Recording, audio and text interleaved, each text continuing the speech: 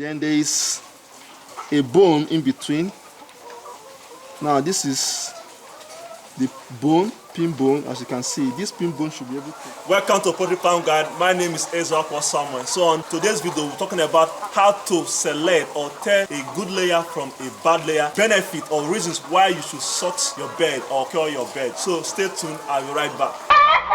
So welcome back to Poultry Farm Guide. As I said earlier, we're talking about how to tell a bad laying bed from a good one, or how to remove a poor laying bed from the good ones. Now, we cannot do this without talking about culling. What is culling? C-U-L-L. Culling is all about removing poor laying chicken or chicken with poor qualities from the good ones to promote uniformity and promote or reduce cost of production. So now, how do we cull layers?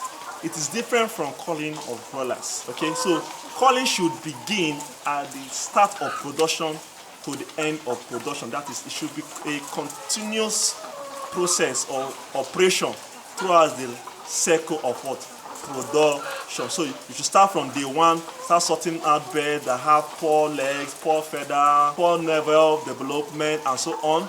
But what about if your bed start laying?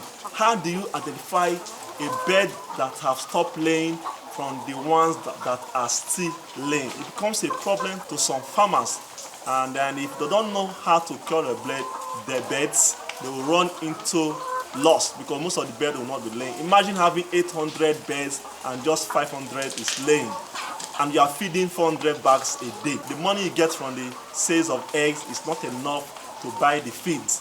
So you see, the farmer is already running into loss. So that's why it is necessary to cure your bed as time goes on. Now, what are the benefits of culling beds? First, it reduces cost of production in terms of the feed, the vaccine, the water, the medication you give the bed, because if you cure 200 beds from 800 beds, the feed you buy will be reduced, the output will increase. Secondly, it promotes uniformity in beds in general. All birds will come into laying at the same time and they will retire or go into spent laying at the same time. Unlike when you don't cure your beds, some will start laying while some have to meet up, and when they are turning into old layers, some will stop laying, some will stop laying and before the other. So it is necessary you cure your beds. Thirdly, it provides space for others, and again it reduces the risk of spreading diseases. These are some of the benefits of culling your chicken. Now, how do you actually identify or remove a bad layer from good ones? There are several signs, but there are three major signs I use to identify a poor laying bed from a good laying bed. So I have two beds here with me. As you can see, this is a good laying bed. I start with the head. They talk about the head. This is a big comb compared with this. The comb is shrunken, is dried, it's not big and bright when compared to a good layer. You can see the comb. The beak should be bleached, showing that it's feeding. Now, after looking at the head, they will go to the weights. A laying bed should be between 1.8 kg to 2 kg. The weight, it should not be too heavy. If the bed is too heavy, it is a problem also. If it is underweight, it is also a problem. So, a good laying bed should have a weight between at minimum 1.5, maximum 2 kg for it to weigh very well, for the organs to develop. Okay, then we move after the weight. The next aspect I normally look at is the vents and the pubic bone. This is where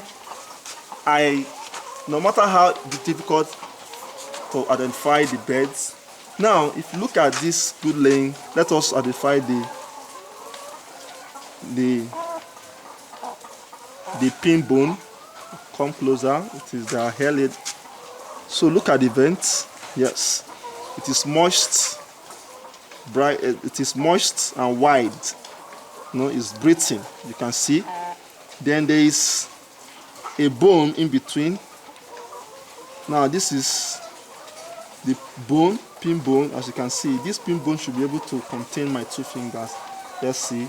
Look at the pin bone, look at the other one with a U shape. So I put it like this. You see, it swallowed my 2 fingers.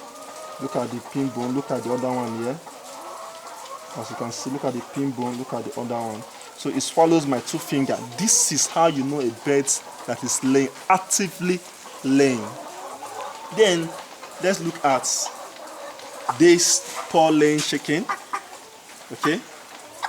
Then if you want to know what causes your bird from stop laying, or what causes a bird to stop laying, you can check the link above in my video. Then to identify a poor laying chicken, let's see the birds now. Come closer. You can see the vent is small.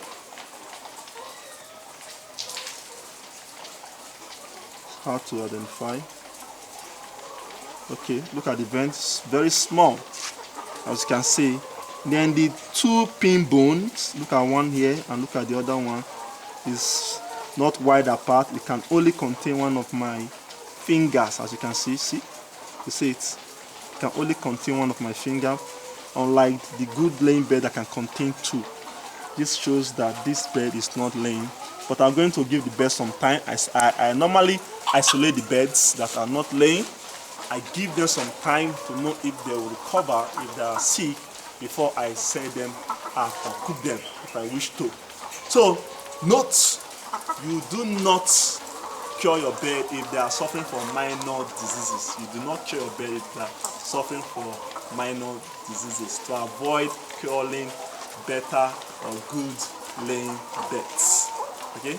Now you can also use their temperament. Poor laying birds are always nervous and shy, while good laying birds are always, friendly, they are tameable.